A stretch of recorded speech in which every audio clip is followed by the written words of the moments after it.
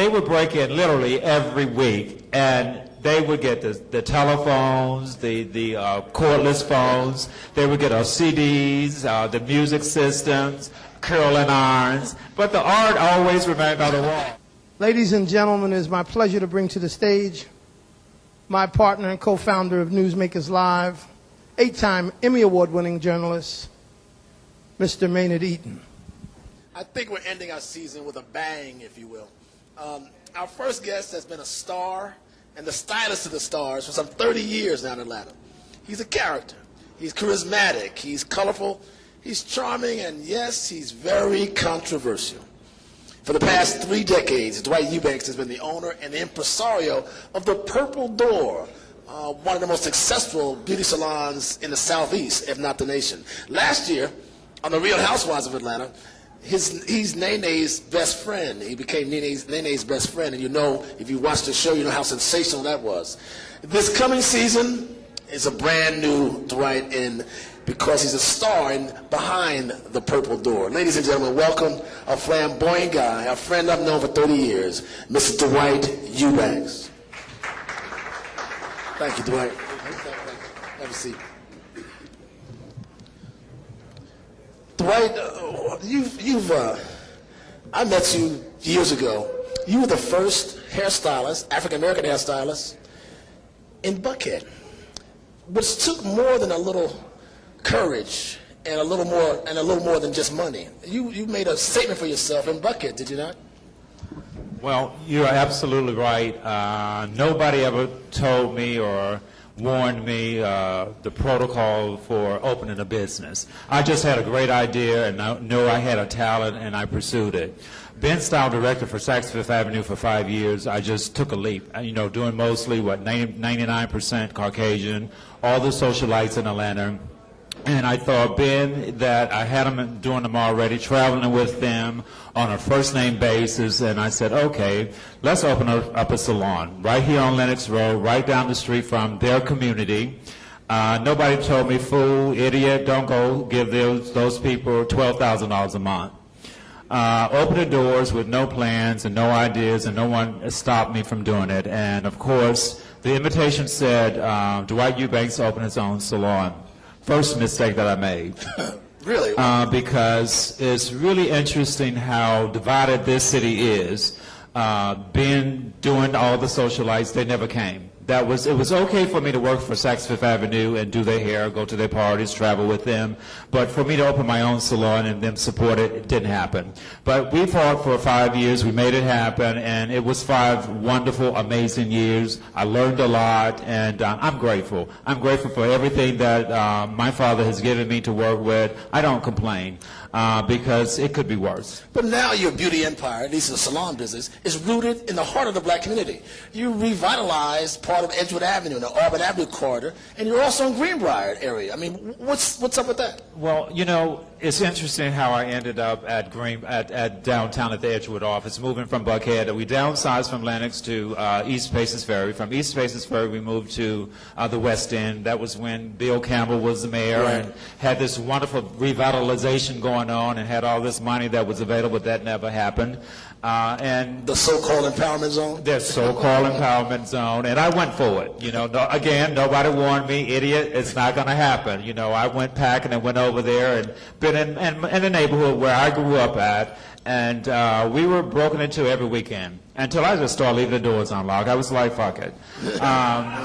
And really, the first couple of times, seriously, I'd taken art out of my house and probably had about $400,000 or $500,000 of art in the sales salon. And they would break in literally every week, and they would get the telephones, the cordless phones. They would get our CDs, the music systems, curling irons, but the art always remained on the wall. They didn't know what it was. So I said, well, either they didn't have a car to put it in, or they just had it on their back and they just took things that they could carry. And, saving the grace, I still have the art. So we downsized from probably the last time they broke in, which was on a Friday. I went in on Saturday morning, and at that point, they kicked the doors in. I said, okay, it's time to go. And that's how we ended up downtown. And that was even before it became fashionable in that neighborhood. That was a tough neighborhood. It was. We dealt with crack addicts, we dealt with prostitution, and it's really interesting how clients, if they love you, they love you. If you have a gift and you have a talent and a skill, they will come. So it doesn't matter where you are as long as you give them a service. And that was the test for me when we moved to the Greenbrier area. Not the Greenbrier area, but the West End area. What is the talent? We can see how fashionable you are, but are you a magician with the hair, or is it your presentation, your persona? No, I'm not a magician. I'm good at what I do. I'm not the best, but I'm not the worst. And I pride myself, and the salon pride ourselves on service. Service is first. You know, if a client is not happy, we should make it our business to make her happy. We don't eat on the floor. We try to be on time. If we're going to be late for an appointment, we call the client and let them know, because their time is money, and I don't take things like that for granted. But I travel, the salon travel. We're always on the road, bettering ourselves, right. and teaching classes. I'm in Paris every 3 months. I'm in Dubai twice a year. So I go to the Cosmopouf collections, which is in Italy, Bologna, Italy. So I'm traveling, and I'm constantly about changing the scripts, because fashion and beauty changes every 3 months. What was in January is gone now. So in order to know your craft and know your skill, you got to be up on it. And I always tell people, whatever your career goal is, whatever your passion is, that's what you should do in life. And my passion is beauty. I came from 2 generations of ministers, and Pentecostal ministers, in the South. So hairdressers coming up in my family was a taboo, okay? So, I had a strong grandmother, and my grandmother said, let him be. And that was probably the saving grace for me. And I've always created, even growing up, playing with my sister's dolls, because I had 2 sisters, and my mother and father fought it the whole time. My son ain't going to play with no dolls. He's going to be this, he's going to be that. And I didn't understand at that time why I always got a truck or a ball or a football and play with that. And they got to play with hair, which was beautiful. It was gorgeous. And, I would get beat every day. And I would hear my mother coming up the steps, and I would go throw the doll outside the room, and I still got beaten because she knew what I was doing. But, my point is that we have to let our children be who they are and what they are. And I tell people, be the best. Be the absolute best, whatever you want to be. It has to come from the heart. Is it still tough living your lifestyle? I heard you quoted on a Wendy's show in New York, Wendy, a famous radio artist, that you have a husband and a wife. Well, I've never been, growing up, we was locked in the closet a lot. So when I got old enough to get out, I was out.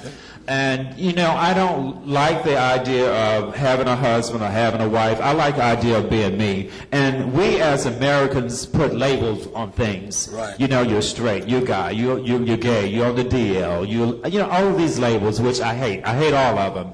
So therefore, I'm a free spirit. If I find somebody that I'm interested in, from the mindset and then to the heart, that's what I'm attracted to. So I don't put labels on myself. And this is an American thing. When you travel, and I think that's the best education one can get, is to get on a plane and go somewhere and see what other people are doing. In Europe, it just doesn't exist. If you want to be with a woman, you be with a woman. If you want to be with a man, you be with a man. It doesn't mean you anything. You just be in yourself. Live your life today as if it's your last. And that's how I try to pattern my life. So, you can call it what you want to call it. It doesn't matter. Let me ask you, are you into products or something? You're 50 years old or so, but I heard you say the other day you have sex 3 times a day. What are you taking, man? Well, first we got to be able to know how to please ourselves. When you can please yourself, pleasing somebody else is second nature. And I tell people, if your toes don't curl up every now and then, that's not really good sex. That's not really making love. And it's just got to do it sometime like that. And it's really interesting how all body parts are connected. And, sometimes it just comes from the feet. And you know it. You know it when it's right, and you got to love it. But you got to love you first before you can love anybody else. Has this been a long self journey, or did you discover you and what you could do best early on? I think I've been pretty comfortable with my decisions at an early age. My mother eavesdropped on a conversation. I must have been about the 9th grade, and my friend, won't say if it was a cat, dog, or a mouse, but anyway, it was a pretty interesting, juicy conversation. So at an early age, I think, we all know. We all know about our children and our siblings, right. And whether we accept them is one thing or not accept them is another, but our inner heart leads us and guides us. Tell us a bit about what you can, about last year. How did you get into Real Housewives of Atlanta? Well, actually, I was introduced to the Real Housewives of Atlanta through a girlfriend, Carla Miles, who was a madam, okay? She was back in the day with Heidi Flight, or is it Heidi Flight or Heidi Flynn?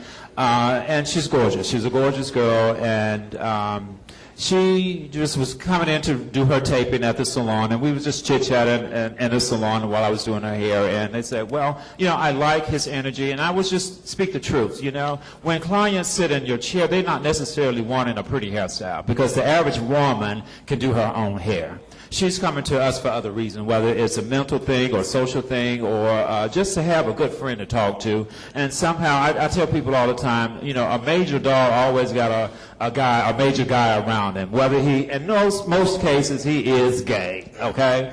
Let's not dance around that.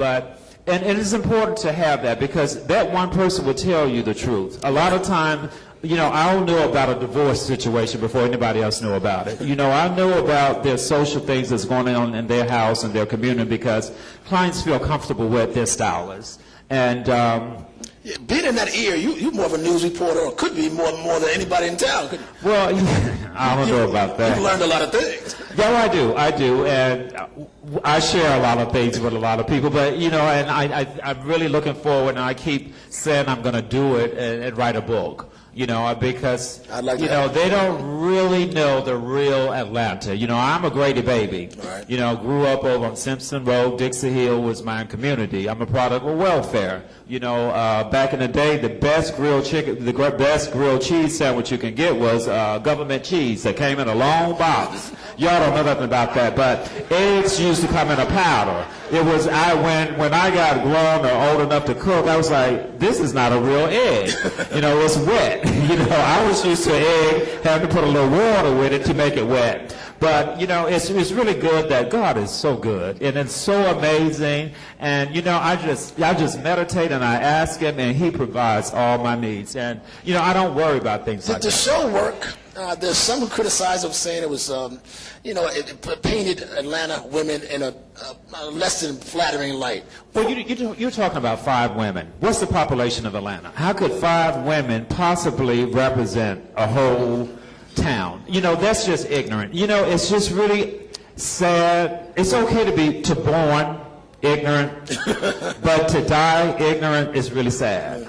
And we just have to go out and educate ourselves. And again, I go back to the traveling thing, and you don't always have to, go first class on an airplane. My first trip was on a bus, which was horrible. But still, we travel. We went places. We went from the south to the north in the summertime. So, you get to learn a lot. So, no, I don't think none of these particular women represent nobody but themselves. What did it do for Atlanta? And what did it do for you? Well, I mean, it really gave conversation about Atlanta and some people and the way they live in Atlanta. But it happens everywhere, not just in Atlanta. For me, it has opened up a whole lot of doors. It has opened a platform for me to really express myself and my talents and what I do. And I'm grateful for that. And this is just a stepping stone. And hopefully Bravo and I have a marriage and a relationship that will go on forever. And people ask me all the time, it's like, what do you want from this? I say to them all the time, I'm not looking for a quick fix. I don't like quickies. I'm looking for a relationship, a marriage that can be committed and grow. You get to know me, I get to know you, and 20 years from now, I still want to have a dialogue about Dwight Eubanks and what he's doing if he's living. If you refer to the 5 eyed for the career guy. All those guys have things that they're still doing. They're not on the networks now, but they have their book deals. They have product lines, branding lines. Whether they do anything a lot, it's about dollars and cents. And, you know, just setting the platform for that. Speaking of dollars and cents, you can't talk about it now because it's in production, but you're now having your own show, Behind the Purple Door, is that correct? No. That's dead. That's dead. Behind the Purple Door, it's not going to happen. We did shoot a pilot, and it just didn't happen the way that I wanted to. Okay. And again, it started out for one way, and it went another way that was not the direction that I wanted to go, or to put this purple door in that position. So behind the purple door, it's not going to happen, unfortunately, but we will probably come back and do some other things. We will readdress that at a later date. But you are still working with Bravo and some other projects. It's good. It's a great marriage with Bravo, you know, and we have a lot of work to do, and there's a lot to be done, and it's going to be exciting. Before I get to some of the things you're doing here at home, those of you who want to ask a question, Tara's over here. We have a time for maybe one or two or three questions at the most, but the great Tara Hoyt is right here with the microphone. You are about to almost re-energize, reignite Greenbrier Plaza, Greenbrier Mall, right? Greenbrier Mall, I ended up over there helping a friend out, and, you know, when I left the Lenox area, I vowed to myself that I would never lease space again. Never say never. And I went over there to help out a friend that was in a bad situation, and me being the energy that I am, if I can do something for you, I will. Well, anyway, that's how I ended up over there. Now that I'm there and grew up in that neighborhood and realized the need that we have for that community, and there's so much to be done because it's a very small portion of us that live in Buckhead. So we have to travel from our community to go to the north side to get our goods, which is ludicrous to me. So therefore, I got a great idea of doing a department store. I have a partner. His name is Lynn. You're doing a department store? Yes. Yeah, I'm doing. It will be the first African-owned American department store anywhere. Well, first ethnic-owned department store, and we kind of basing it as Harrods in London, where we have everything that we use or buy. There's somebody that's making it in their kitchen. They're selling it out of their cars. They're selling it out of their homes. And through my traveling, I've found that to be so. So I found minority designers that are just as fabulous as the mainstream designers, but they have nowhere to show them. So what we're doing is bringing in furniture designers, custom suits, custom-made shoes, handbags, hats, makeup lines, target to us, skincare lines for guys. You know, I used to have a problem in my beard area from ingrown hairs, being burned by a local dermatologist, and we have products for us that's designed for us, all skin type, and that's what I'm doing, bringing all those components together. Wait a minute, you're doing a showroom of nothing but black-owned, black-produced, black-owned products? 99% of everything that we're carrying in the store is manufactured. Well, we can manufacture up to 100 pieces on location. That's never been done for a department store. So therefore, we can mass produce, we can ship right here, but everything that we're selling in the store is 99%. I don't know how many of you are familiar with Rich's department store when it used to be downtown. When I was growing up riding the number 14 bus from one part of the city to the other, I would look forward to going there and buying their brownies and their oatmeal cookies. And we have somebody, mama, right here in town that can bake the best banana pudding that can be, and the red velvet cakes, all those kind of things. So in this store, we're going to do a bakery. And those are the things that I enjoy when I grow up, and I want to share those kinds of things with the new generation. So your beauty talents are expanding now to the beauty in other arenas? Oh, my forte is glamour and beauty luxury products. So anything to deal with beauty, I got the eye for it. Whether it's furniture, whether it's rugs, whether it's eyeglasses or stationery, ink pens. I have a natural gift for that. So I want to bring all those components together under one roof. We got 60,000 square feet where we would do a department store. Are we likely to see signature products? Oh, absolutely. Absolutely. I'm working on... There'll be a clothing line, right? It will be a Eubanks collection. We will have another collection that would be called the Vogue collection. So those are things that are definitely happening. We're working on it. We're opening the store July 4th weekend, and then we would do our grand opening. This year. We just took on this project January. We're under the construction now. We have a fashion theater inside the venue where we can house our own fashion productions or anything to do with fashion. We can do it in-house. We don't have to go to no hotel. We have the lighting, we have the sound, we have the staging. Everything we need is in-house. We can do our open bar. We can do our own food. I'm self-made. You know, everything that I like to be a part of, owner of it. But Dwight, no one's ever done this. Well, good. This is fairly historic. I mean, how did you get to this point? Where did this come from? Well, it's just a vision. It's just a thought and an idea, and just having so many friends in the industry and selling things out of their cars, you know. Right. You know, Rodney Lynn, had a vision, and he was from Detroit, moved down here, known him for 20-something years. So we merged together and working together and building relationships. You know, that's why it's so important to build networks because the way you start out is the way you end. Will they come? There are many entrepreneurs who are concerned that the African-American community will not spend their dollars with each other. Well, you know, we have another component to that. Whether they're spending the money or not, we still have the venue space. Now, we know we're going to buy some liquor, we're going to buy some drugs, and we're going to buy some sex. Not saying we're doing the sex and the drugs, but we can do alcohol. So I'm covered. You know, I'm thinking ahead of the game, whether one way or another. That's why we do it at the Fashion Theater, so we can have productions, whether it's a play or anything to do with fashion. It will still pay the mortgage. So, you know, all I can do is try. You know, if it works, that's great. If it doesn't, something else will happen. Finally, you're in Dubai, and you're also doing some things. Can you speak about that for a moment? You're traveling across the world. I'm in Dubai twice a year, and again, it's been an amazing experience, meeting other cultures and seeing the way of life for them. It's one of my favorite places now, and to be in a country that's so rich and so... I was going to say, Dwight, that's a long way from government cheese. Well, you know, you just got to take a chance. You just got to do it, you know, follow your heart. You know, I learned more through traveling than the schools. And I think the American schools need to do a program like they do in Europe to take their kids, our kids, to another place and introduce them to another way of life.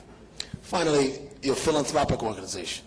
That's something you're doing here, giving back, I'm told? Oh, 100%. It's just really interesting that you brought that up because this past Monday we did a partnership with Mrs. Laurie, SCLC Women. It's been over, 15 years or so. And our newest project that we've been working on, it's been, about 5-6 years. It's called Pampering for Peace, where we do survivors of domestic abuse. And now it's fashionable to talk about domestic abuse for social reasons. But we've been doing it a long time ago. And what we do survivors, we give them hair, makeup, manicure, pedicures. We're associated with the Atlanta Health Association. They come out and do some major exams and things because a lot of these women are underground, which have not had medical help.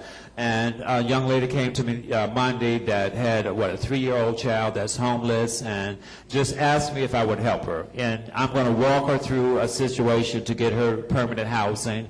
For people that need medical assistance, whether it's dental or plastic surgery, we identify people that will do these services gratis. So that's just one.